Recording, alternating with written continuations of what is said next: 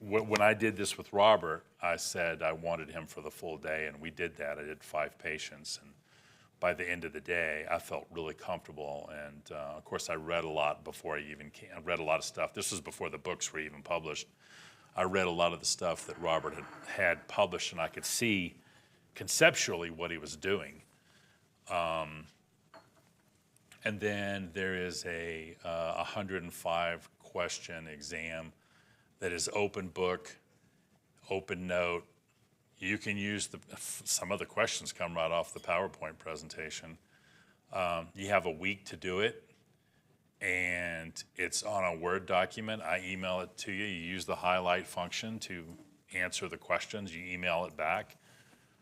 No one's ever failed it. No one's ever got 100%. So it's kind of the biometrics on it are really, really good.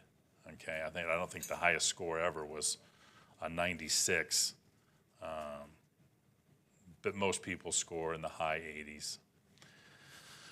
Oh, and you have to score an 80 or higher to pass that test. So anyway, if you're in any of this, really doesn't, Canada and United States would be the only ones that, you guys would be interested in. And you can just kind of scroll through and find out all of the information is here. He's in Australia, she's in New Jersey, she's in San Francisco, he's in Bend, Oregon, right across the Cascades from me. So that's where patients are going to find you and seek you out. Now, since we're kind of talking about this. Welcome to For Beautiful Smiles. It used to be 15, 20 years ago, you would want a really good copy on your website. That is not the case anymore. That's absolutely dead. None of Gen Z is reading the stuff we put on our websites about how good we are, okay? All of that has gone to video, okay? So I'm not a big fan of doing whatever, ice challenge or whatever for likes and getting more subscribers. But you can scroll through here and you never know what's going to resonate with the public. So like, here's a lady who came to me from New Mexico, and she's got almost 10,000 views, and it was just a year ago, right? He's been 4 months, and he's got nothing equivalent, right? Just 520 views. And this is a guy that I treated, actually did this case for free, just because he was posting things of him writhing on the floor in so much pain, and what he was describing was TMJ to a T. And there's no limit to how bad this stuff can get. And his father is a physician in France, and I did the case, and I sat on the case for 3 or 4 years. And my nephew was like, hey, do you have anything I can earn some money? And I'm like, yeah, why don't you turn this into a video? And he did, and, another 2,000 views later. This is the new one about how Meniere's disease really can be managed. I really think that, managed with DTR, I think that Meniere's disease is nothing more than a misdiagnosis of TMD. And we'll go over that today in a little bit more depth. But you could see that I've got 204 videos and over, almost 1.1 million views.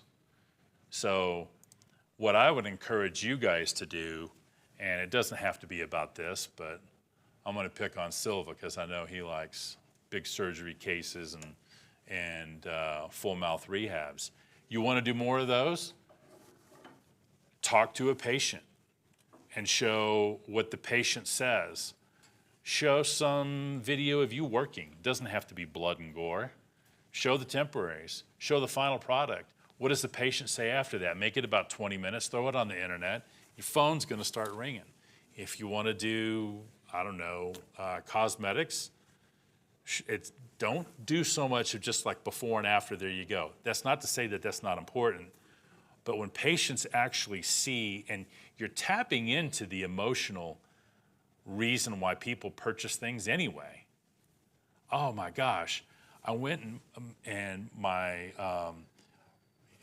picking on Robert's patient, my younger daughter was, my younger sister was getting married. She's getting married before me. I showed up with a brand new smile, and I got engaged. I mean, that's the emotion. That's what people are wanting to buy. And with DTR, people are wanting to buy hope. That's really what you're selling.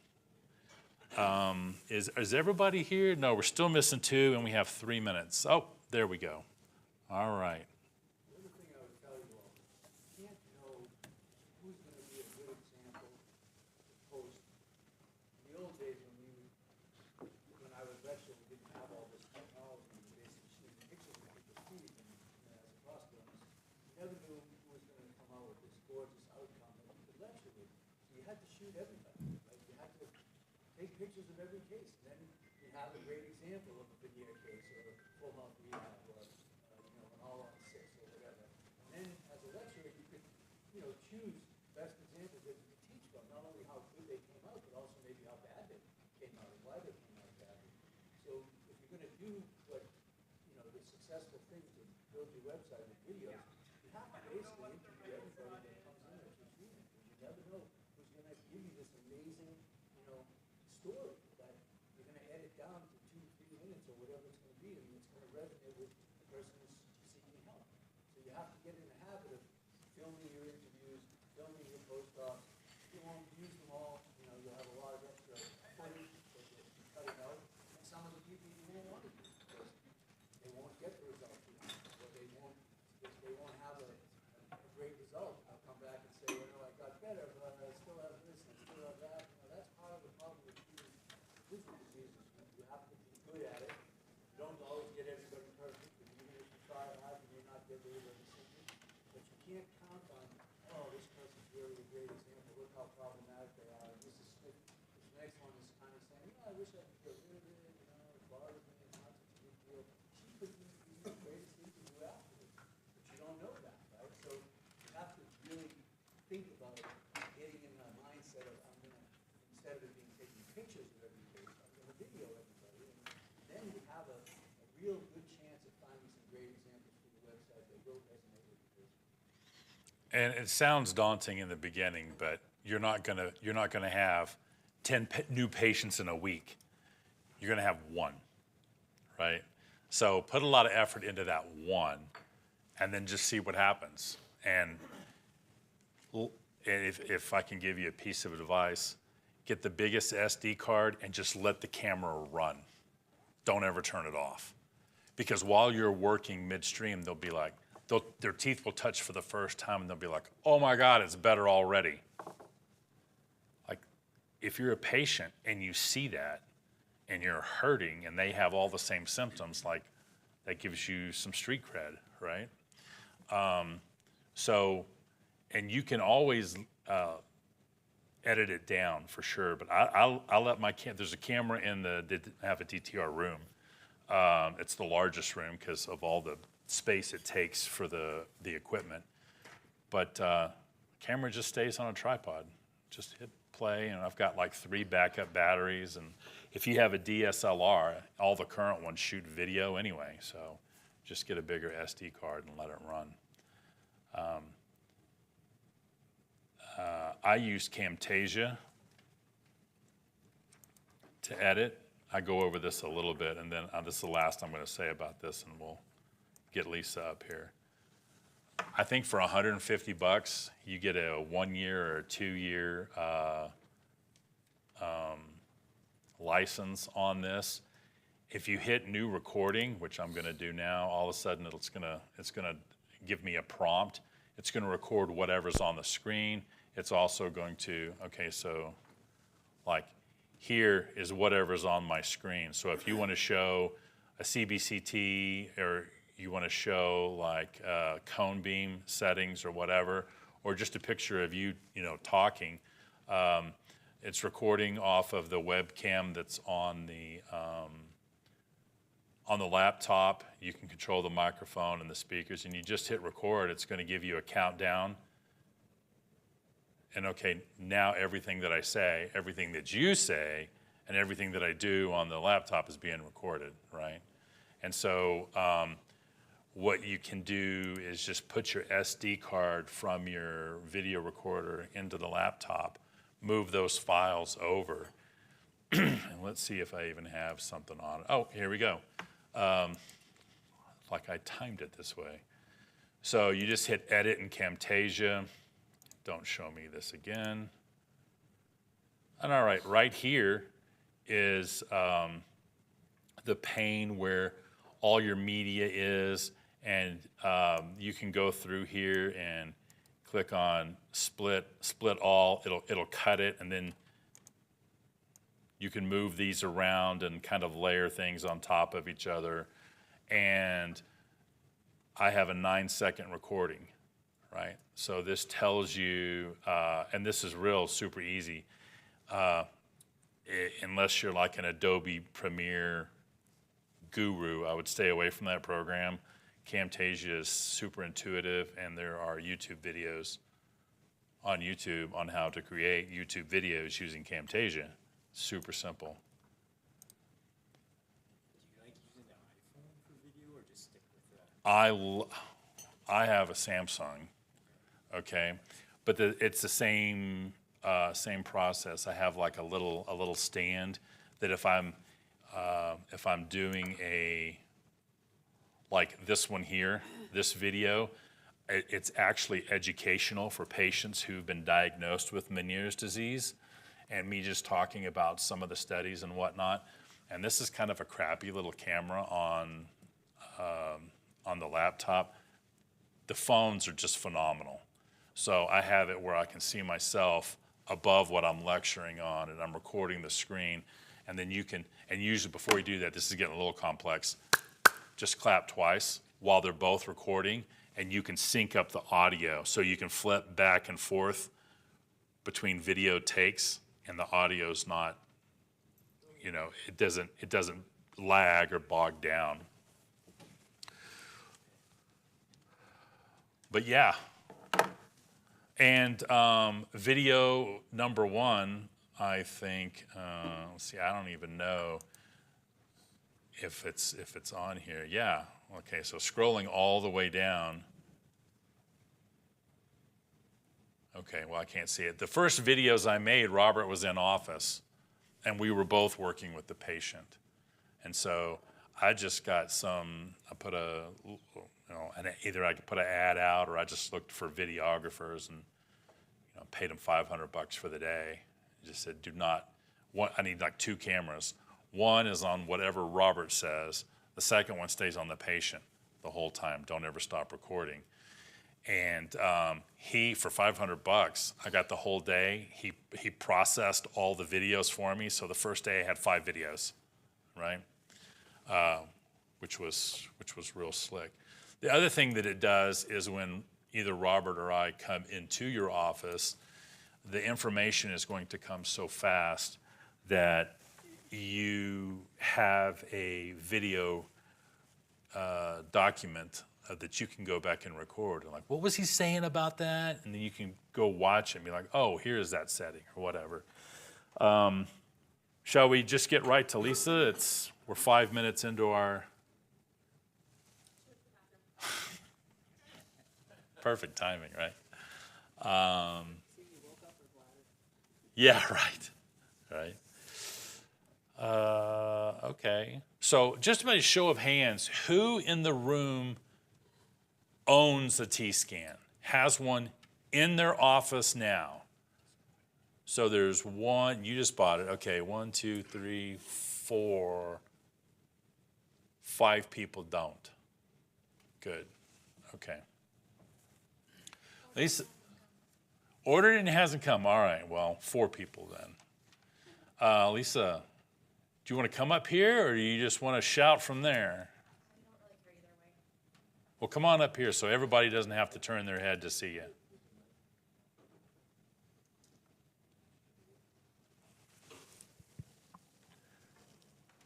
So I have no idea what she's going to say. One of the things that I told her yesterday is you might get worse before you get better, because the first adjustment set can be quite dramatic. And so you've got bones kind of recapitulating what normal is. Cranial sutures, which we were all taught don't move, well, they actually move. So pain can go from here, and then all of a sudden it's back here.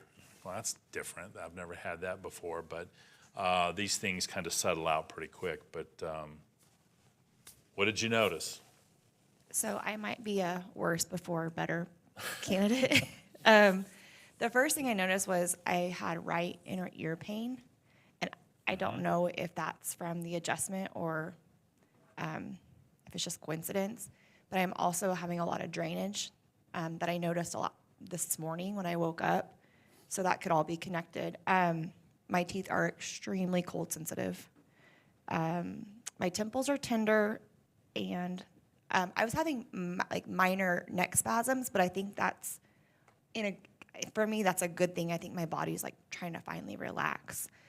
I did say yesterday, I wear an Aura ring. It basically tracks. It's kind of like a tracker for your finger instead of your watch. I did wake up with,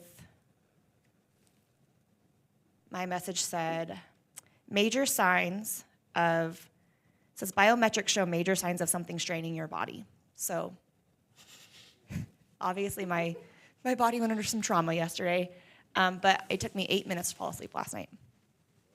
What does it usually take you to fall asleep? I was looking back over just like 2 week period. Sometimes it was 10 minutes, sometimes it was an hour and 45 minutes. So like I'm kind of all over the place. But again, he said like you really don't want to fall asleep as soon as your head hits the pillow, because either you're overtired or you have breathing problems. So you kind of want to be in like a, I think 10 to 20 minute range is what they recommend, but there are multiple nights where it took me 45 minutes to an hour and a half to fall asleep. How many times did you wake up? I woke up once, but granted, I'm not in my own bed either, so that's always tough. a whole different thing.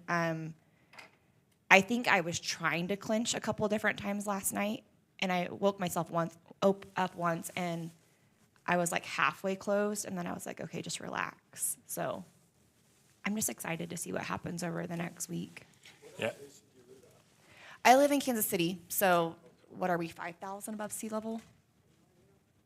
So, I mean, just staying here in Denver with some friends, so.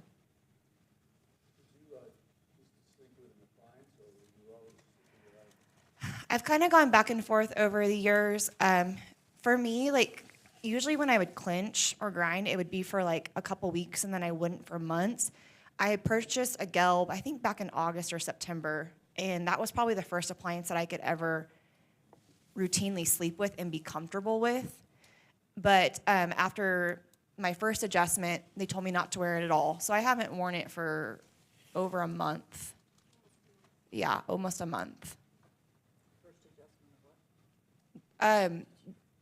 Yes, thank you. First adjustment from T-Scan. So this is actually pretty common, and I would take notes, write this down, always tell the patient you can get better before you get worse. And if it doesn't, yeah. You got it. Yeah, you're not selling a lot of these with that statement. You can get worse before you get better. And if it doesn't happen, that's great, it didn't happen. This happens probably about 15% of the time, okay? And when it does happen, sometimes patients don't remember me saying that, but their significant other would say something like, oh no, he told us this could happen, and it's gonna last 2 to 3 days. And then the improvement starts. So Monday morning, Tuesday morning, I would start looking like, okay, let's see how this happens to evolve. And, you know, she could be so quick with healing that it's already time for another adjustment. And this goes to what Robert was saying yesterday, that, you know, if they're local, definitely try to see them after 1 week. make any kind of fine tunings that you need to, right? If she's traveling from where she lives to my office, that's not always suitable. And people don't really, for TMD, they don't travel to see me. It's the Meniere's disease and the trigeminal neuralgia patients that travel, and they'll deal with whatever. So the teeth being sensitive, more sensitive, yeah, you're still trying to parafunction and grind. And teeth are striking, new teeth are striking that didn't strike before, so that doesn't shock me. But this is kind of an intermittent thing, and I would say you're probably looking at, 2 to 3 months where things could be a little crazy for you, which means clicking and popping can go up and then it resolves. Tooth sensitivity could be up and then it resolves, or slowly starts to get better. And it's not just those two symptoms, it's any of the symptoms. And what patients will tend to do, not that I'm picking on Lisa, but if they have 28 symptoms and you got rid of 20 and their main symptom was migraines, okay, well, we haven't tackled that beast yet, and you don't know how fast any of the symptoms are going to resolve in relation to each other. So if you're getting rid of that kind of, that number of symptoms, I always say my goal for you is 50% to 75% resolution of your symptoms. If I hit that, it's grand slam. And again, taking it back to, you don't have to wear an appliance. We're not doing surgery. We're not doing full mouth rehab. You're not doing Botox, not taking medication, or you're taking a lot less. And the patient gets a vote. I keep saying that over and over and over. And it kind of creates a little bit of a problem, at least ethically. If you don't do this, right? If you don't do this and somebody says, well, is DTR an option? Should you refer them to a DTR provider? I mean, I don't know, right? We don't really think of flippers being a solution for a missing tooth, but if you don't offer that as a solution or do nothing as a solution, have you served the patient? What would the board say? Blah, blah, blah. I mean, that's kind of, you guys can answer that for yourselves in your own head. Does anybody have any questions of her before we kind of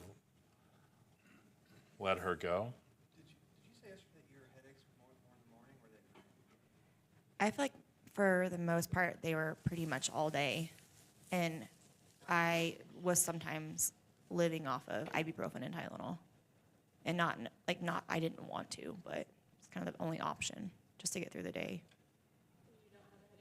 I don't have a headache right now. My temples are tender, but I haven't taken any ibuprofen or Tylenol for a couple days. And they do say, like, for most, like this case, try not to take any type of ibuprofen, Tylenol, to let your body do what it needs to do to heal itself. Kind of like when someone starts Invisalign, they tell you the same thing. Like, you have better results if you don't take ibuprofen or Tylenol because the bones can move faster for the teeth. So, gonna try not to live on any of that. You posture your chin less today than you did yesterday. Say that one more time. You posture your chin less Okay. today than you I wonder did what that yesterday. looks like. You were more Jay Leno-ish yesterday when Oh, you were okay. standing up there than That's good to know.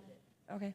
That's what you've been trying to do at work, is keep your head back, Yeah, like the text neck, the whole, I think they say, walk by her office, or her and I always feel so bad for her. Now she's got what are they? the ergonomic loops. I just got them. Constantly like trying to Yeah. fix better. And I was like, I'm wondering if this, all this would be fixed. Because they say 1 inch forward of your neck is 10 pounds on your spine, and I wholeheartedly believe that. So I've been trying really hard to not do that, to not have text neck. Text neck? Yeah, like when you're texting. Oh, yeah, okay. That's what they call it. I was now. thinking TECH. Text What does the neck when text you're have to do texting. with? People Yeah, are yeah, always yeah. like this. What about the sense of the right side of the temple, the face of the neck? What is that? Both my temples are sore. When I laid down, my right inner ear was like just tender. I know all my teeth are sensitive, mainly my molars, but I know he adjusted quite a bit on, for sure, 2 and 3 and 14, Yeah, I yeah. think. So. My masseter seems fine. Like, I don't seem tender through here, which is a good thing and new. Usually that's kind of sore along with this. Master, well, you said it yesterday, second intensity to your capsule, it's very fast recovery capability. Whereas the temporalis is much slower to heal because it's like a thin band of muscle. And it does still operate every movement the patient makes. Right temporalis fires when you make a right insertion every time. Left temporalis every time. Masters don't always fire. Even in a corrected state, they fire because they control the movement. So the healing of headache as a symptom is harder to resolve and it takes more time than facial pain, which is really masseter and any associated facial nerve input that comes from the teeth. And what we talked about yesterday, the multiple cranial nerves that receive input from the teeth. So you'll often see the face relax faster than the temple will relax. You have to be a little bit more precise with the second, third, fourth adjustments in order to help the temporalis respond in some patients. I would say in many headache patients, probably 70, 80%, they're going to take a longer time to resolve than facial pain patients. And when they're a combined patient, like in this instance, you can see she's having less facial awareness, but she's aware of her temple still. And that would require a little more refinement and a little more precision in the occlusion, which is why the procedure is not a one-visit procedure. And sometimes you'll see videos get posted where the patients come back and they're like totally cured. That's a rarity in actually doing the work. It has to be some progress made between visits that shows there's impact, such as my face doesn't bother me. It used to, she told us about her whole right side down into her neck. That's already lessened some. But you won't get the person coming back in 7 days or 1 day and saying, wow, I'm 100% cured. So be wary of that as far as like talking to your patients about the progress they're going to make. Certain muscle groups respond much faster than others. You had a question? If you didn't adjust through her enamel yesterday, which you didn't look like you did watching it on the camera, Didn't. why the increase in temperature sensitivity? Yeah, I think that's a function of, well, it's a little bit of a black box, but I think it's a function of new teeth hitting in areas that where there was no tooth-on-tooth friction before. And one of the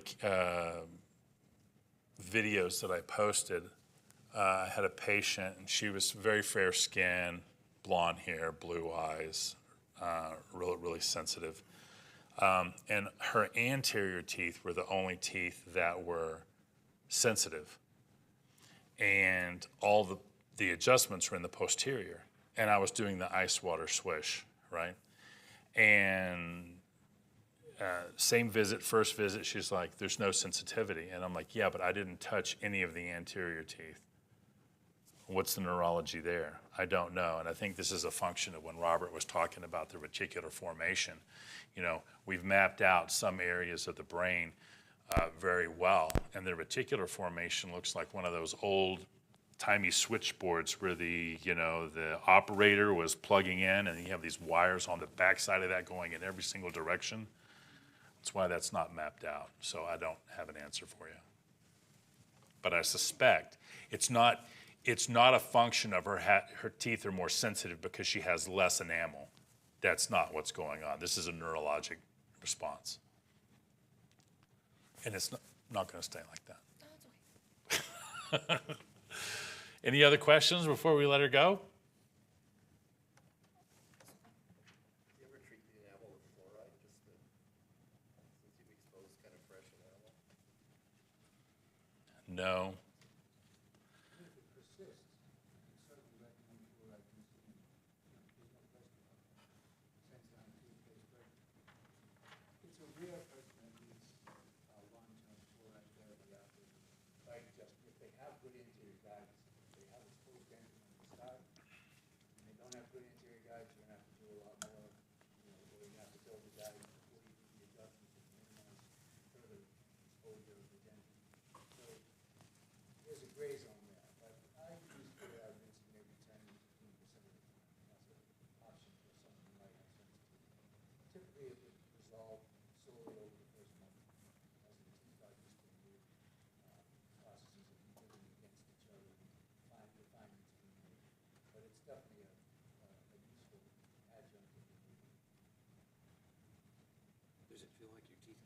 properly? I feel like I have to try harder to make my back teeth come down. Like, I almost have to clench them a little bit. I don't know if that's, It doesn't, I don't know if that's normal or not.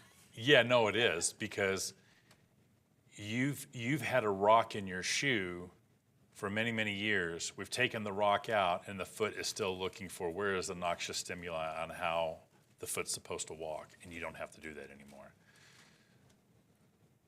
But it's never going to feel like it did feel. And the benefit of that, like, okay, well, this is irreversible. Yeah, well, if it works, then you're done. There is no phase 2. There is not, this is a test drive, and then we're going to cut 28 crowns to maintain this position for it because you brought her down and forward or what, whatever, right? But it's also one of the reasons why I think so much of the research early on in the 70s, 80s, and even some in the 90s say, well, we adjusted the teeth and nothing happened.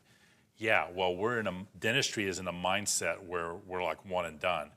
This is not that mindset. This is, I expect these things. I've seen a lot of what you're telling me. I've heard before. We're going to give it time, and we have to give you time to heal. Any question? Hold on one second. I was just going to ask, so being that she's not local, like when would you plan to follow up with her? Well, her doctor is here, and he's going to follow up with her, probably checking on her in the next 7 to 10 days, and then once a month.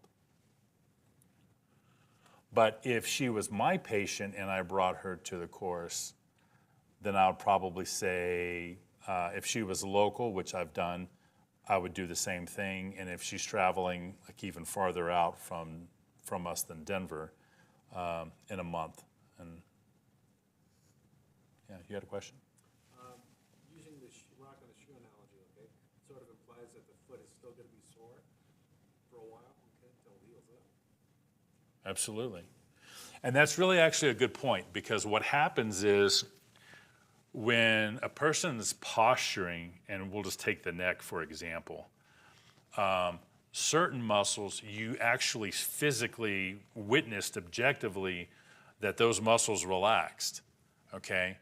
Well, those muscles were overworked, but you have the opposite thing happening where now muscles that haven't been working that much have to turn on, and they're going to be pissed off about it, right? It's like going to the gym and working out after you haven't worked out in a long time. You're going to be sore for days, right? As opposed to someone who has been working out the biceps constantly, and then they take a day off and they set the barbells down, right? And you're like, wow, I bet I could bench more when I go in next time or whatever. So that physiology, for every action, there's an equal and opposite reaction, is true in muscles. It's how we are able to stand and posture. Have you ever had anyone have their cortisol levels checked prior to and then like a month later? Because that's like one of my biggest curiosities about myself. Only in the studies?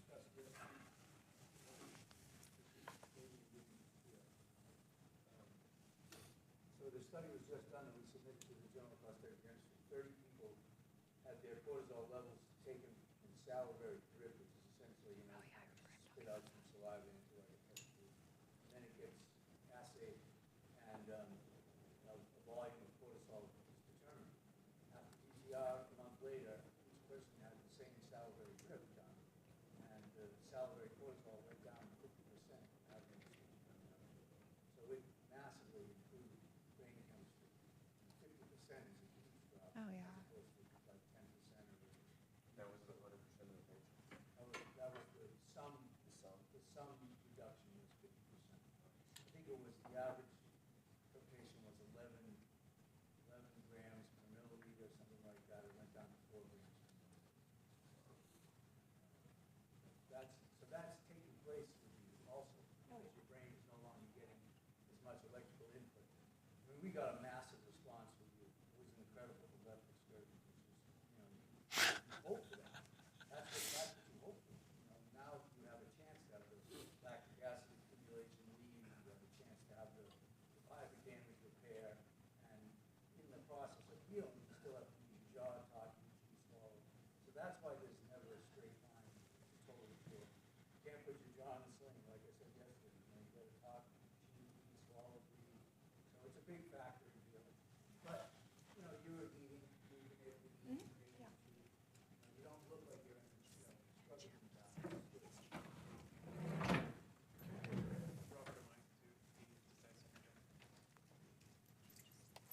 Titus, do you have another mic? It doesn't matter. No, they want you to have that one. It'd be nice so that we can hear it and pick up on the recording as well. Is that enough? If you do it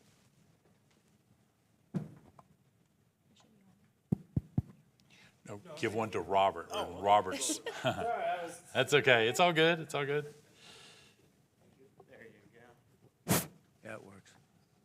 So, yeah, that's the first brain chemistry study on this kind of approach to dealing with chronic facial pain, TMJ, whatever you want to call it. And it, Bigger link to the whole body chronic inflammation somehow? Yes, it does. I say it has to. Yes, it does. I can illustrate this with a story, or actually a couple of cases. Do you have anything specific for Lisa? Because I know you have a flight, but I don't want to. I don't have to leave till 10, but I don't really love public speaking, so. Is there any way that we can stay connected with you guys to make sure to follow up? Yeah, you guys are going to be on the.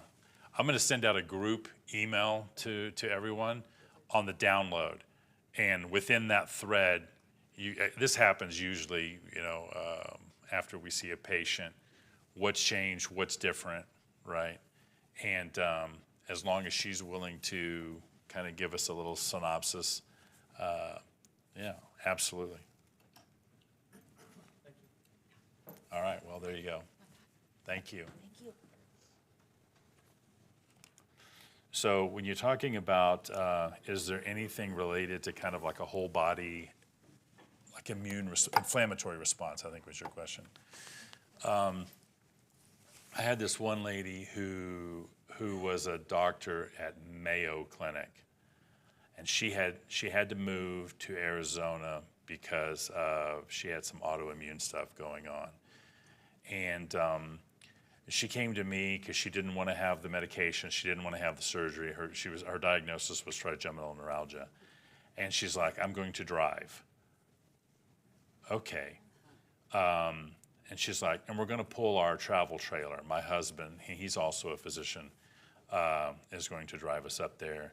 And I said, well, that's going to take you a minute. She goes, yeah, I really can't stand airplanes and cleaners of hotels and some of those fragrances and the chemicals really sets me off.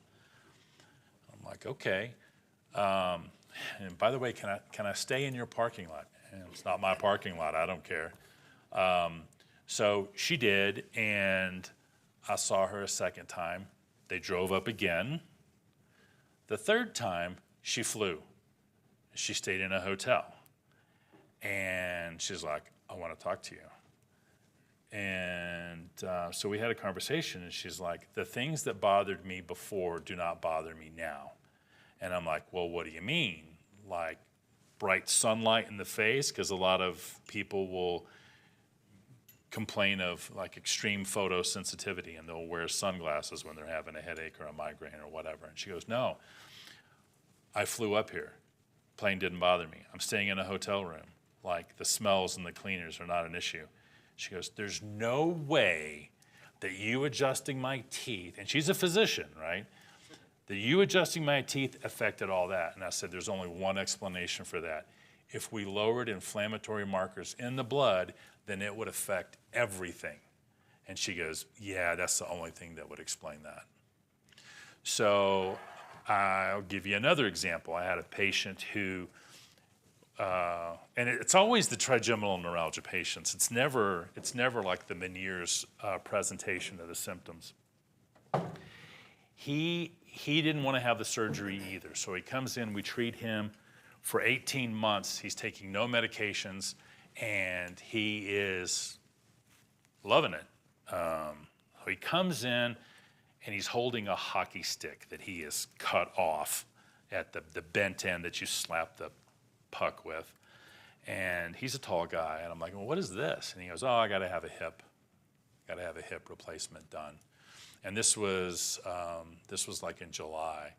He's like, yeah, my face stuff's back. So bad as it's ever been. And I'm like, I really don't see that. Well, let's check out the bite and let's see what's going on. So we do, and his bite looks really good. I'm like, Robert, there's nothing to adjust. He's like, I can't live like this. And I'm like, let's just give it a couple of minutes. I want to have you come back, and I want to keep following you. So he does. He comes back like in November, just to see if it would settle down on its own. And he's like, yeah, I'm still in a really bad spot. I'm like, well, when is this hip going to finally be done? And he's like, oh, December 7th. It was really easy for me to remember because that's Pearl Harbor Day. And I'm like, okay, well, I wonder what's going to happen with your symptoms once this thing that's causing inflammation in your body gets resolved. And he was amenable. He's like, yeah, I'll call you in January. And he called me like the second week in January. All my pain's gone again. And I didn't adjust anything. So I think anything that is that a patient has as a comorbidity, like rheumatoid arthritis, when those symptoms go up, whatever TMD symptoms you have are going to get worse. And accordingly, when that gets better, the RA gets better, the inflammation symptoms are going to go down. And we have numbers. Dentistry already has a number of illustrations of this working. And we think about, just off the top of my head, an uncontrolled diabetic and periodontal disease. When the the blood sugar is better controlled, we know that the perio is better controlled, and it's a two-way street. So this isn't a new phenomenon for us. So you're saying we do DTR in patients who have RA, T, and things like that, we get them stable, but it also saying that since their body is having some issue with whatever, if they have a flare-up from one of those type of things, it could increase or have a transient effect with some Yeah, absolutely. TMD symptom coming back. Yeah. Kind of like phantom limb, right? Your brain is wired to hurt there. So when inflammation starts, that's just the pathway it picks. Yeah. So you get pains even though it's not necessarily the source. Have you guys heard of phantom bite? Yeah. Occlusal dysthesia. Or a root canal that just never feels the same again. Yeah, those two things aren't. Well, it'd be phantom limb symptom, but phantom bite's a little bit different. And I have one of those cases that have come through, and I think I've seen two more since. But I would like to share that with you. So one of the things that I want to do is we don't really do a paper mark challenge at this level, just because you guys, most of you have the T-scan. You're like, yeah, I know I need it. And so you may not be thinking in terms that I think in, but I just want to show you what's available. And when you go home Monday morning, if you don't have a T-scan, there's kind of a holy crap moment when you start doing your dentistry, right? But the great thing about that is sometimes doctors worry about changing their treatment paradigms, because what are the patients going to think? I've been coming to you for 10 years, and now all of a sudden you're going to measure my bite? Yeah, well, technology is such that things are constantly changing and evolving. And what I tell you now, it might not be the same in 10 years from now. We might be doing something different. I've never had a patient come back and give me any kind of resistance against that. So you guys are constantly learning. The whole profession should be constantly learning. So that's what I would use in my verbiage. So what I want to do is just, and I've never recorded this. I've tried to record this. I have not been successful a number of times, but let's see. It's not time for a break already, is it? No. Oh, okay, good. When Rebecca shows up, that usually means I have to shut up. Okay.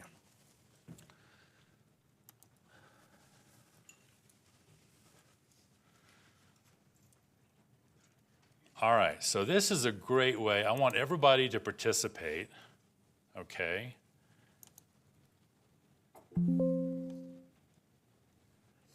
Great.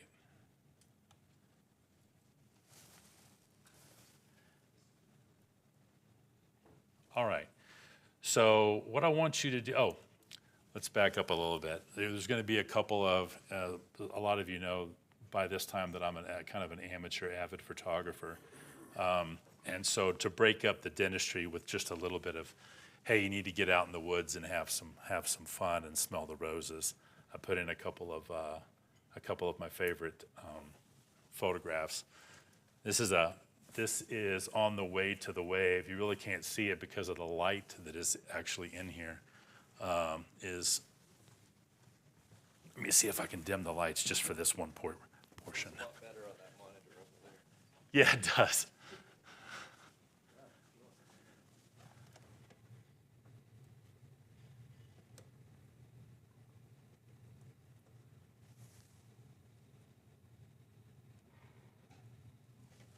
So I don't want anybody falling asleep. I'll turn the lights back up. But this is a hike that we started at 3 a.m. To get to the wave.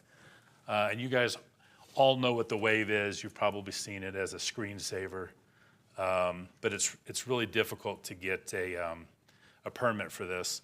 My nephew's like, I want to hike the wave. And it's like, I think it's 6 or 7 miles round trip. And it's backcountry. There's nothing out there. And it's like a $10,000 fine if you get caught without a permit. And there's 17,000 permits a day for like 60, or applications for only 60 permits. So I'm like, yeah, put in for the lottery, knowing he's never going to get it. The statistical probability is like very remote. Well, he got it on the second draw. So now Uncle has to go hike this thing with nephew. And there were thunderstorms all around us. It was during monsoon season, so it was a pretty amazing experience. And that is the wave. Okay, it's in the it's one of the the Vermilion Cliffs National Monument, and it is absolutely gorgeous. And after some of the rains had moved through the area, there were puddles and reflections that were left. It was pretty fun, pretty fun. All right, so everybody please take out your phone, or you can use a laptop. And I want you to go in your web browser to dtr.participole.com. And you're going to see something that's going to look like this, except I don't think they're individual colors. I think they're all orange. And so what this is it's an app that's going to use either Wi-Fi or your cell phone connection. It doesn't download anything to your phone, but what it does is it allows everybody to answer anonymously, and we can take the pulse of the room full of docs that we have here as far as some questions that I'm going to ask you, see where we're setting, right? Is everybody there? Does everybody have a front screen? It should say waiting for speaker to present, something along those lines. We good? Everybody's going to participate because I know how many people are in this room. So Lisa, if you have Wi-Fi, the Wi-Fi has to. So, welcome live. Welcome to the Capital W, capital L. and live is all capitalized. One word, welcome live. What's the network? TVIDS, right? TVIDS.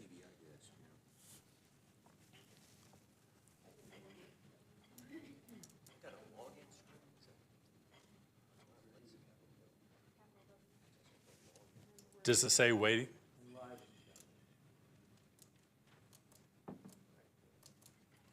You good, Lisa? Okay.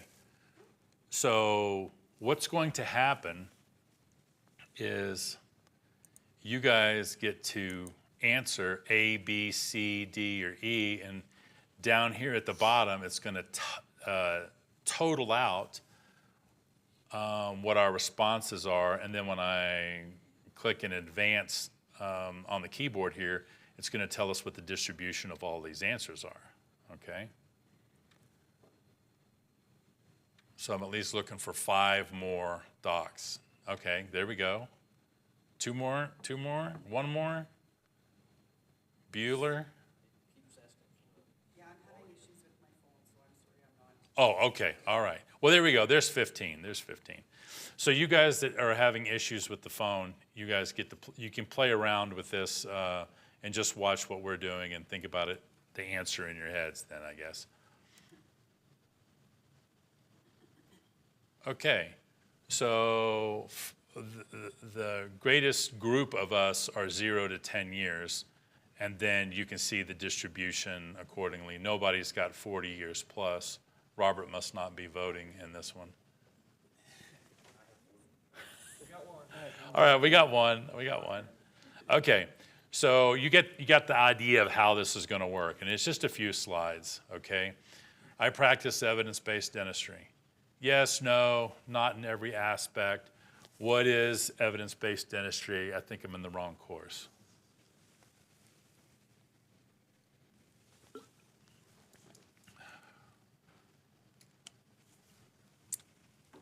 There we go.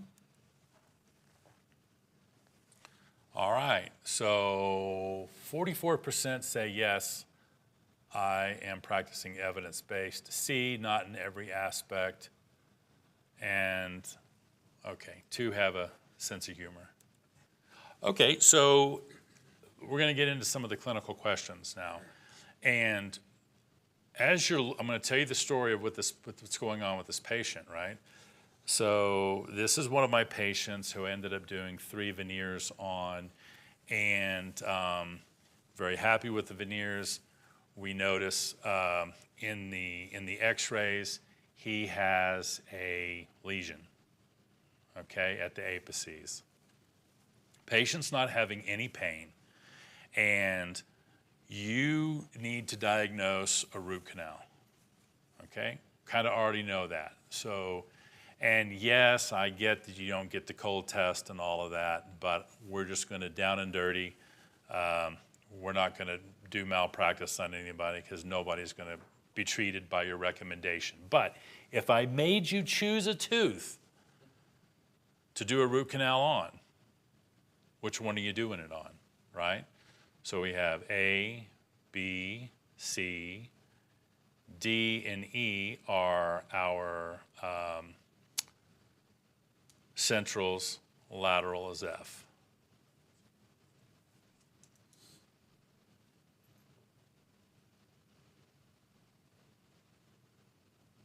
One more.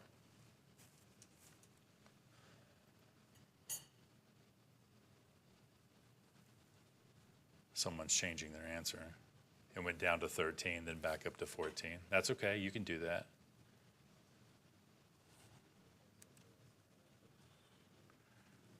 Okay, so 80% of the room says F, and 20% say E. Tooth number 8. The answer is F. Okay, so in that question, there's 80% congruent congruent thought on what the treatment plan should be. Okay, and let's go to the next question. All right, so the most severe periodontal concern is, and I'm just looking really kind of at interceptal bone heights. A, B, C, D, E, and F.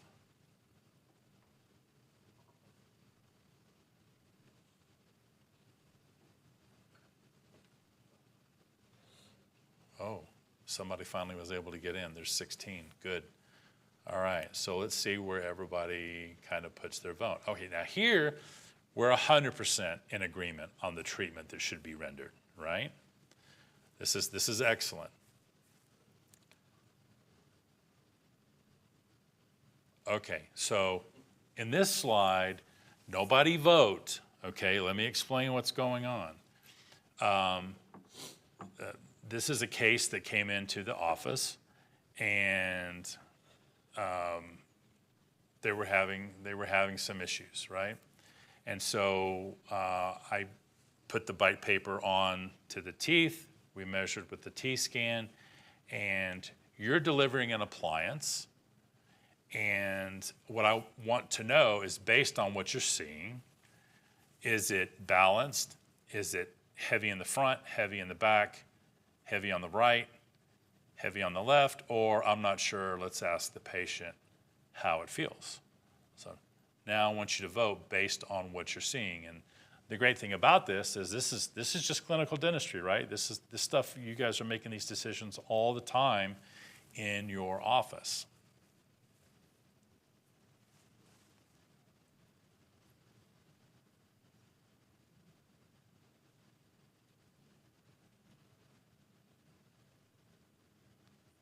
Answers seem to be coming a lot slower.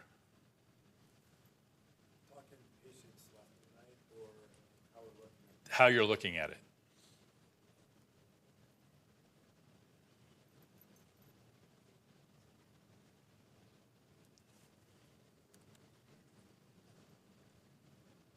Okay. Now this is very, very telling, okay, as dentistry as a profession. The first slide, which was an x-ray, we were 80% on par. The second slide, which was periodontal disease, we're 100% on par. When it comes to occlusion, there is no agreement, okay? Now,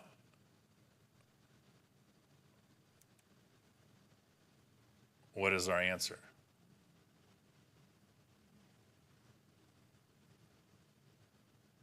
Yeah, it's heavy on the left. In fact, it really comes down to these two. But doesn't this one look like this?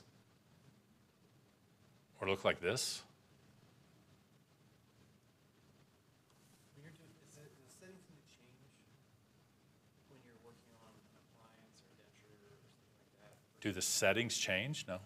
No, like how you set up the parameters and things. No. With a denture, if it's not tooth-borne, if it's soft tissue-borne, you would have to use higher sensitivity to get data because it moves away from the loading. It moves away from the loading when you initially compress two dentures against each other, so they actually sink into the tissues. So if you want to see the full spectrum of 256 levels, you'd usually have to raise the sensitivity a little bit in order to get that, one or two pinks. But other than that, no, nothing changes. Okay, and this is a little bit of a different case. This is a full arch that I did. And so this is all bonded Emax, okay? The patient is numb all the way around, and she says, I don't know where it is, but I'm not hitting correctly on the right-hand side. And you're done with the case. You're going to let her leave for the day and come back when she's not numb and had an opportunity to use this for at least 48 hours, 24 hours. And so the question is, what are you going to adjust? Are you going to adjust A, B, C, D, E, or F?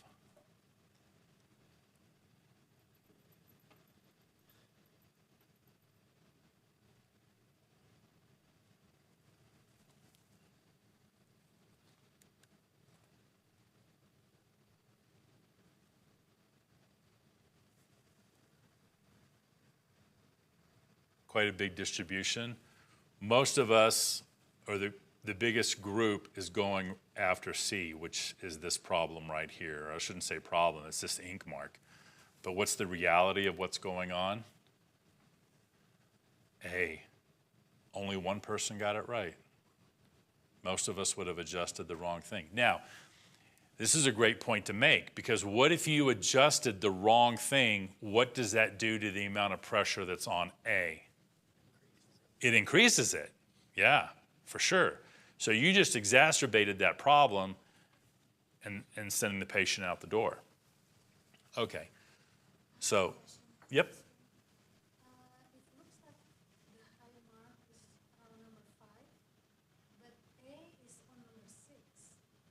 Yeah. That's number 6 right there. And 5 is missing. It's a 4 by extraction case. And so you can't really see it, but there's actually a red dotted line between 6 and 4. So you're saying Answer was A, it was the canine.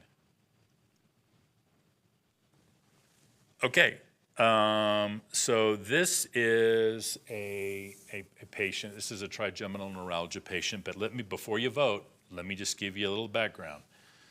So her story is, she actually lives here in Denver.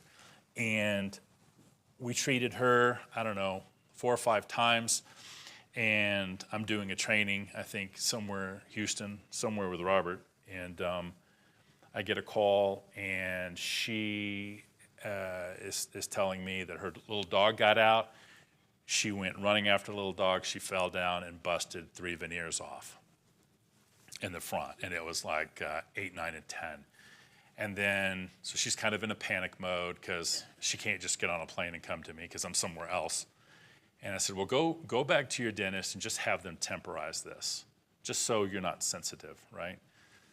And she said, okay. So she comes back, and the dentist talked her into doing all 4 crowns, and they're permanently put in.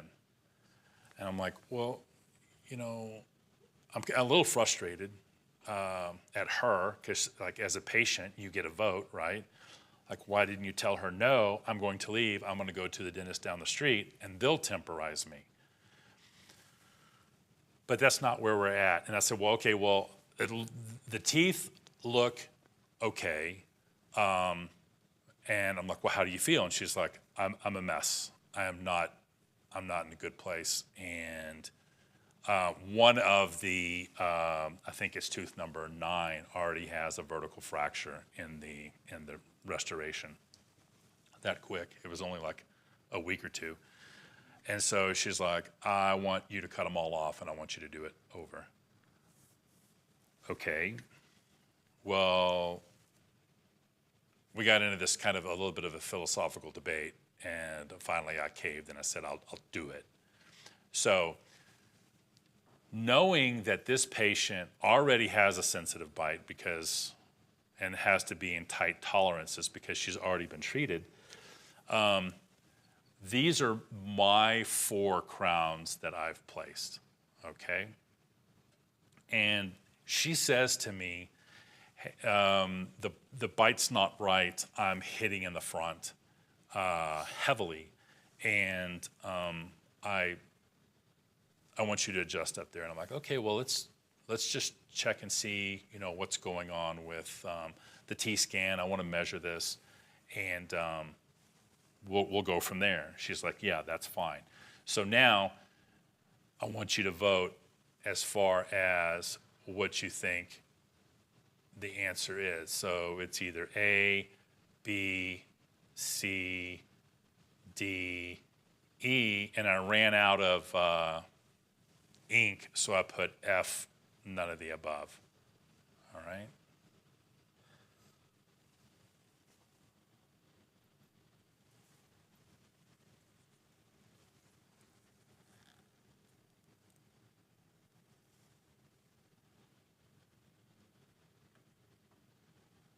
Couple more.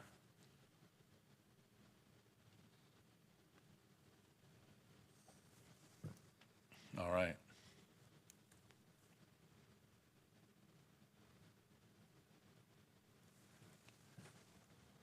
Quite the distribution there.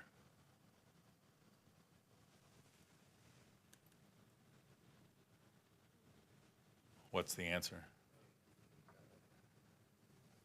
Well, I've got 2 to 3 pinks, so we know our sensitivity is correct.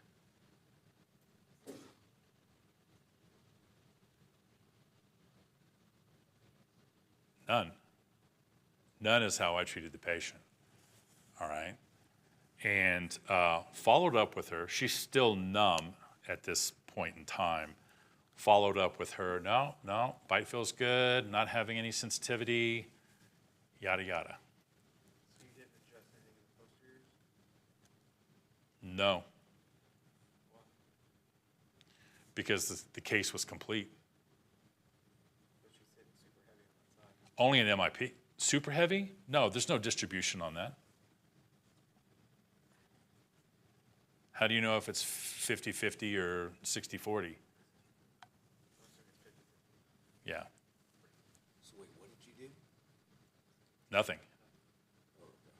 She says it's hitting in the front, and this is something I haven't mentioned before. Usually, if your sensitivity is correct, meaning you have 2 to 3 pinks, in the front I want contact, but I don't want anything above a green. So if there's a yellow up there, if there's an orange, if there's a red, I'm adjusting what's up here, unless it loads early, which these don't. But if you take these out of contact, right, then when they go to eat their sandwich, they're not getting through the skin on the tomato, right? And they're kind of tearing and gnashing and making a mess. There's a lot of contact on the palatal incline of those premolars, right? Would you not go out at some point, or? No, these are loaded. The green line goes right down here, so it's the palatal cusps that are overloaded. But that's not the point of the. Yeah, I know, but I'm just asking as a question. Oh, if there were. There seems to be lots of marks on those, balance. Oh, I see. I'm looking at this. You're looking at this over here. Yeah, this is the reality, though. This is the reality of using bite paper. So, like, I'm looking at it from a different standpoint than maybe you were looking at it just with the ink, right? Because this is a pain patient that's been treated, that's stable, right? So the only thing that changed were the front 4, and she was complaining of how the front 4 were hitting. And so again, if we go in and we made adjustments here based on what the patient told us, then what did we do? Where does all that force go? Well, instead of going forward like the other one did, this one's going to go towards the back. Yeah. So again, I wouldn't say that this is an illustration on this is the end point. This patient was still followed for a while and made sure that, that she was kept asymptomatic. And some of these, I don't know if you can tell, the way the ink marks on something that's smooth up in the front versus things that have been adjusted, you can see that this is actually kind of scratchy and grainy back here. So I think that there might be a little bit more ink than you might not see in the front if it was smooth, and maybe another reason to polish, but this patient wasn't done. I had just got her comfortable, and then, life happens. People are going to break teeth, and you can't not treat them because they're not at the end of their TMD therapy. And the same thing holds true that what if she was wearing a splint, just didn't have it to happen in that day? So is it the anteriors you don't want higher than 3? If the sensitivity is set to 2 to 3 pinks, correct. You don't want higher than 3 at full MIP, like full clinch. Say that again? When you're like at full clinch. Yeah. At maximum clinch. Unless it's an early rise. Yeah, and then you're going to take care of it. Okay, now here's another kind of interesting case, and this is the last illustration, and then I've kind of beat a dead horse at that point. But I was taught that the dreaded bullseye is the most forceful of all of the contact areas in the ink, right? Well, here is 1, 2, 3, 4, 5 bullseye configurations. All right? And the patient comes in and says, I'm hitting heavy in the front under my nose. That's what she reported to me. And so you, as the clinician, want to help her, and looking at all this, where do you want to do your adjustment? And yeah, well, that's the whole point. And so maybe B is the answer because it's the only one that's not a bullseye, right? It's the outlier.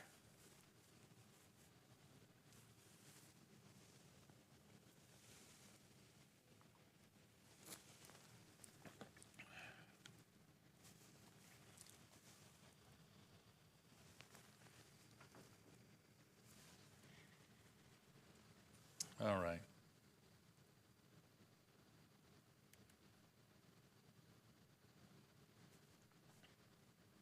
Okay. One of you got it right. There's the answer. Now, getting back to your point, would I adjust the yellow up there? Yeah, of course. But my question was, which one was the most forceful? All right. So both, like, sorry.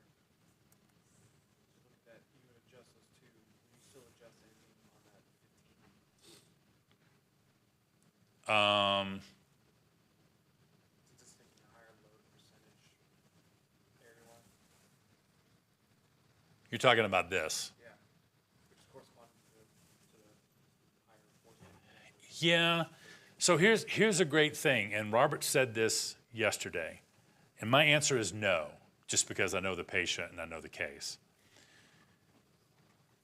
At some point, a patient's going to come back in that you treated with this, and you have them stable, right? And you're going to see this, and your first inclination is like, well, that's not perfectly balanced. And you're going to adjust that, and the patient's going to come back and say, I am miserable. What did you do? Right? So knowing that this particular patient is at the end of treatment, and if I've resolved the majority or all of their symptoms, and I'm seeing them subsequently, I'm probably a lot less inclined to adjust something that I see when the patient's like, man, I feel great. Everything you did has really helped me. Now, where would I start to adjust? Maybe that's what you're going for at a certain point. So generally I like to see molars between 15% and 12%. And so here I'm looking at 2.8% difference. Like that's not enough to really kind of raise the red flag. If she was at 20%, I would have said, Tina, I probably want to adjust this just a little bit because you're kind of edging back over to out of bounds for you based on previous scans. And when you do this repeatedly, especially on your first couple of patients, you're going to develop a memory for where you left. And if you forget, just look at where you left them off last time. You're going to have all that data in your server. And you know what's comfortable for them. But yeah, this was not something that I was willing to adjust. There's also another element which you can't see in the static images, which is pink is not always a problem.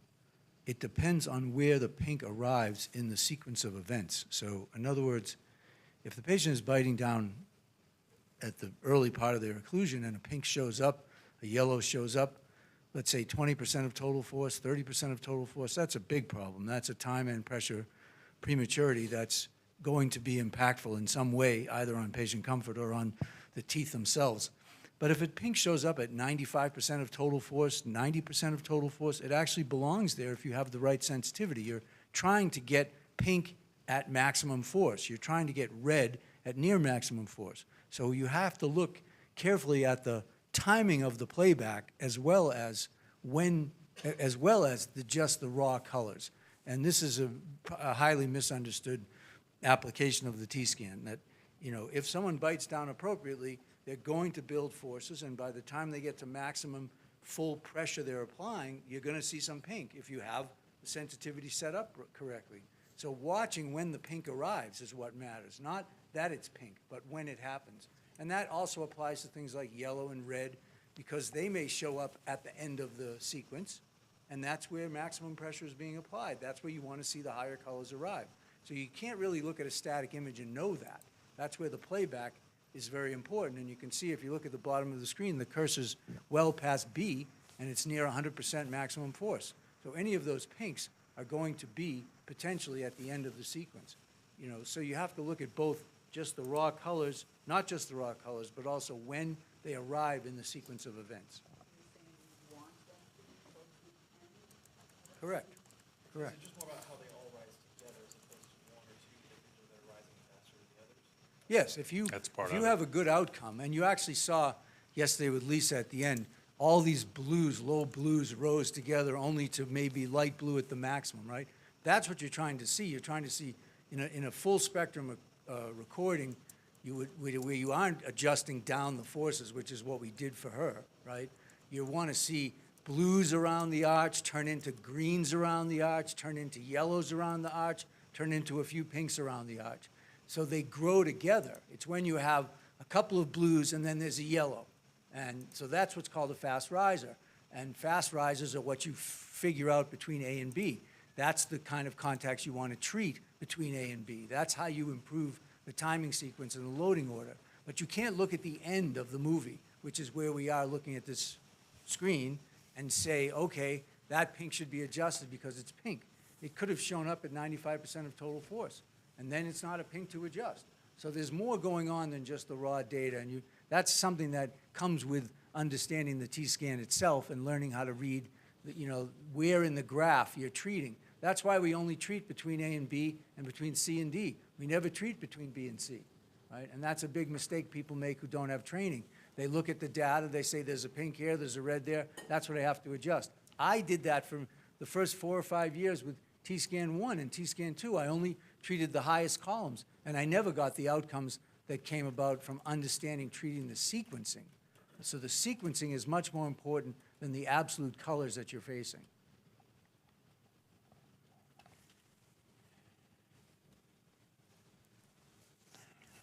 All right.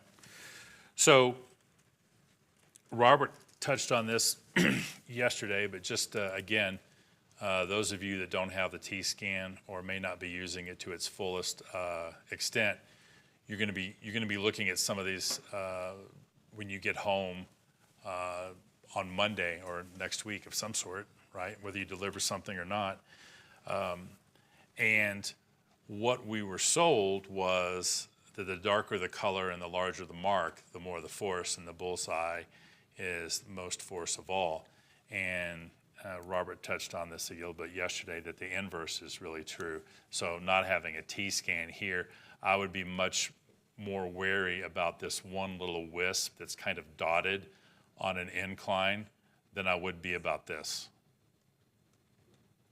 But I could still be wrong, all right? So I don't think Robert went over this yesterday, but I just wanted to show you guys to appreciate that what you guys just experienced has been repeated 5 times, and pretty much with the same result. And so you take photographs with paper marks on them and you throw them on the internet, or you can do this in real time. And I published one of these. I did it in real time when I was at Milana Azad, and there were 350 people in the audience. And the success rates are really abysmal for what we just experienced, right? The highest one is Sarah Kadir at 40% accuracy, which is still a failing grade by any stretch of the imagination. Here, we're looking at prosthodontists, and they looked at 2 different thicknesses of bite paper, which is why there's 2 different answers. 40 microns, which was at 17.5, and then at 100 microns, none of them were accurate. So my question is, if all of our occlusal literature is based on this concept, what does that really mean?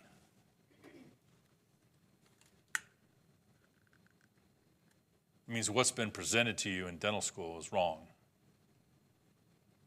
And it probably should be redone, right? So in that limited demonstration, we know that, dentists are not accurate at quantifying what the force is on paper marks, myself included. And there's no evidence-based dentistry proving that the paper marks are accurate. In fact, the best evidence-based dentistry tells us that that's not true. So a lot of times people, yeah, go ahead. I know that it's very accurate, but I wanted to know, you had said yesterday that people ask about the thickness of the T-scan paper. Have you noticed any discrepancies in the T-scans data? I mean, its ability to, are there any areas where people have concerns about it showing you something that's not there or anything like that? Like when it comes to the thickness of the paper, is there anything like that? I haven't experienced that. Robert might speak to the thickness of the sensor, but that's really kind of a misnomer. And I'll answer, I've got two answers for you. One is the thinner the matrix is of the sensor, the more likely you are to perforate it. So at the end of one of your big cases that you put on, and you're having the paper, patient bite down on the paper, you hold that paper up to the light and you're gonna see the light, right? I mean, you see all the punctures where the teeth have broken through the matrix, and it's breaking through the matrix at the most forceful contact point. Well, there's no ink there, right? That's why the little tiny wisps, as the tooth starts to hit the opposing tooth, a little ink is deposited, the teeth perforate the acufilm, and now it's tooth-on-tooth contact, and there's no ink being left. The benefit that the T-scan has over the bite paper is that it's more durable at 100 microns. It's harder to perforate that. I mean, you still can, evidenced by yesterday. But if I see something missing, like the patient is like, this tooth hits right here, T-scan says the tooth hits right here. Bite paper is not leaving me anything. You might just roughen that surface up a little bit. You can also double the thickness of the just fold the acufilm into, and then you're going to leave more false positives. But I'm only looking for one specific thing. I'm thinking about a senator's wife that her dentist went on vacation after doing some dentistry, 2 fillings and a crown, and I didn't know about the Vaseline, and I did a blind sweep where there was no ink, and she's like, oh my God, that feels so much better. And then I put the T-scan back in her mouth. This is way before Robert ever came to the office. This was like week 1 of owning a T-scan, and it looked something yellow, and went from pink to yellow, and she's like, oh my gosh, this is so great. So she wasn't my patient, but I followed up with her a week later, like, yeah, how are things going? She's like, oh, the tension's almost completely gone. I haven't been taking any medication. And I'm like, okay, you might want to follow up with your doctor. So that's a very good question. The answer lies in setting the sensitivity correctly. If you don't set the sensitivity correctly and keep the pink to a limited number, 2, 1, 3, you're going to get false information because the sensor becomes too active and it responds to surface character rather than being compressed to within 60 microns. So the T-scan sensor doesn't work because you touch the surface of it if the sensitivity is correct. And you can see that. Just keep the sensitivity in the lower half of the scale and try to rub the sensor. You won't get any data, right? You have to squeeze it together to get data, right? So when you raise the sensitivity or use a higher sensitivity than the patient's bite range warrants, then you get false information for that patient's bite strength. So controlling the sensitivity is how you limit false information from the T-scan. And again, keeping the numbers of pinks down is the only way you can do that. So you don't want to have 7 pinks, 8 pinks, 10 pinks. If you have that, you're getting a lot of false information all through the arch and getting a lot of overestimation of the percentages relative to each tooth, the surface engagement of each tooth, and you get like a rainbow look to the data where every color is visible in the scan. When you have good sensitivity, you really see mostly a lot of blues and a few areas of moderate force and a few areas of high force. And that's how you don't get false information. So keep that in mind. Couple questions. One, at the very beginning, I noticed that you hit record. Are you going to allow us to, will you send us this presentation? I'll send you the presentation. The video I'm going to just put on YouTube. Okay. And then two, you mentioned the Vaseline. Are you using that at your DTR appointments? Are you putting Vaseline on your bite paper? Generally, no. If I can't find what I'm seeing on the T-scan, then I will.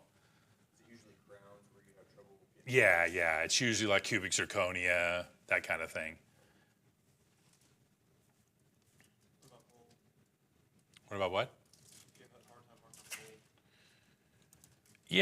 gold? Yeah, sometimes. The question was, what about gold? I tend to use a red with the gold, and even then, you can use, I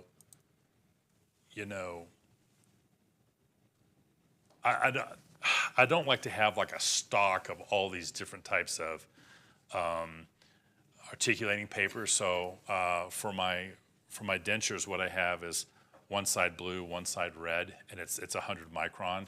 So I'll tear that in half down the middle, and then if it's, say there's a gold crown on tooth number 15, I'll make sure that the red side is up, mark it, and then like in this example here, that crown would have all sorts of, oh, it's not showing that.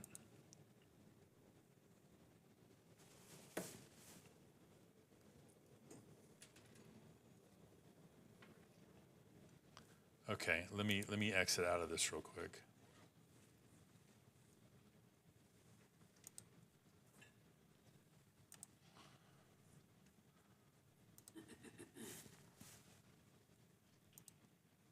Okay, so using, if 15 was a gold crown, and let's say this is my palatal, this is the central fossa, this is screen line, and then we have a mesiobuccal and distal buccal, and we're using 100 micron denture red articulating paper. When I have the patient bite and doing excursive movements, that whole crown is going to light up. When I do my adjustments, I'm only going to be focused on what is on the palatal cusp, because that's what the T-scan is telling me, right? And I brought this up on purpose, just kind of go along with Robert, what he was saying about the pinks, because this echoes that sentiment. When you're looking across the spectrum here, you can see the low end versus the high end, and pinks are so high, it's a force of unknown quantity, right? We heard that yesterday. And the height of the pink is cut off. And so when you're looking at, like, let's say this green versus this green, the force on those two pixels are equivalent, okay? But right here you have 3 pinks all in a row. Those are not equivalent. These 3 pinks, this 1 pink, and this 1 pink are not equivalent. Because the force is so high, the software cuts off the height of the pixel, because if it was allowed to go maybe up to here, or maybe even hit the ceiling, when you were to do something like this, we would have graphical issues, right? You guys have seen that on kind of pixelated, what is the Minecraft, right? It gets pixelated and then it just disappears, and you're like, and you get a different view, and then the pixels are there again. So I just want you to understand that when you see multiple pinks like such, first of all, the sensitivity could maybe be lowered just a little bit, but these 3 pinks are not equivalent just because they're the same height and they're all next to each other. There's that sensitivity wizard button. How accurate is that? Yeah, I think Robert can correct me if I'm wrong. When I use the sensitivity wizard, and what you're talking about is, if I go and let's just hit new scan.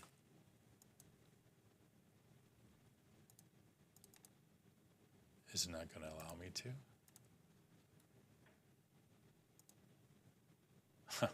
not good.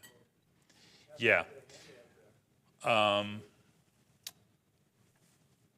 So you want to give me a hand? Is your handle available?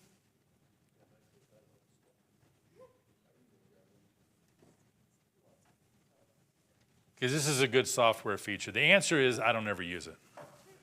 Okay, let's just jump right to the answer. When I have used the sensitivity wizard, when that feature came out,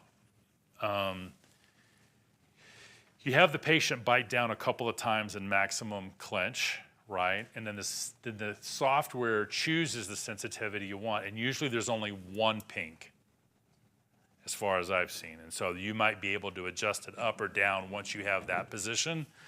But I always do it manually because that's what Robert trained and that's what I'm comfortable with. And that was pre-sensitivity wizard being a feature. So I've just kind of developed my way of doing it. Might work with you, because I think it's a universal. I hope so. If it doesn't work, your handle's tied to your computer software, so sometimes they won't operate together, but we'll see. If mine doesn't work, I can show it to you later this afternoon when we do it for you.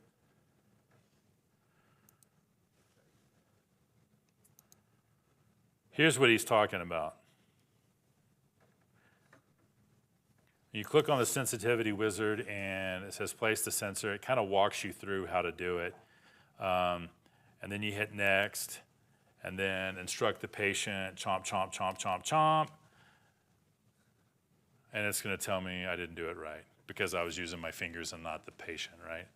Okay, so you can restart it or cancel it. But usually this sensitivity will be set to whatever the sensitivity wizard, and it gets you close. But like I said, in the past, it's only one pink pixel. So, all right, it is very close to 10. Why don't we take a biology break? I'm going to change PowerPoint presentations. We're going to get into some meat and potato type cases, and we'll get started in like 15 minutes.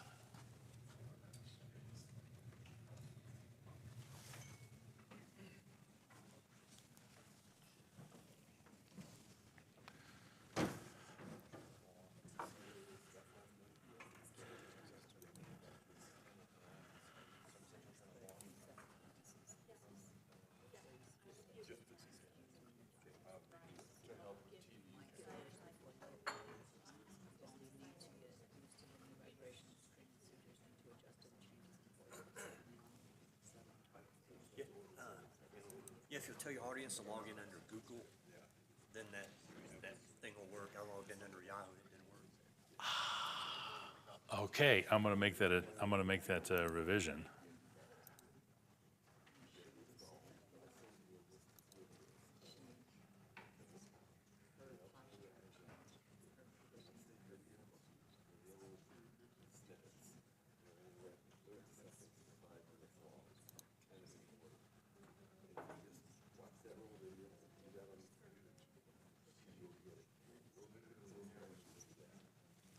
What's up, Ben?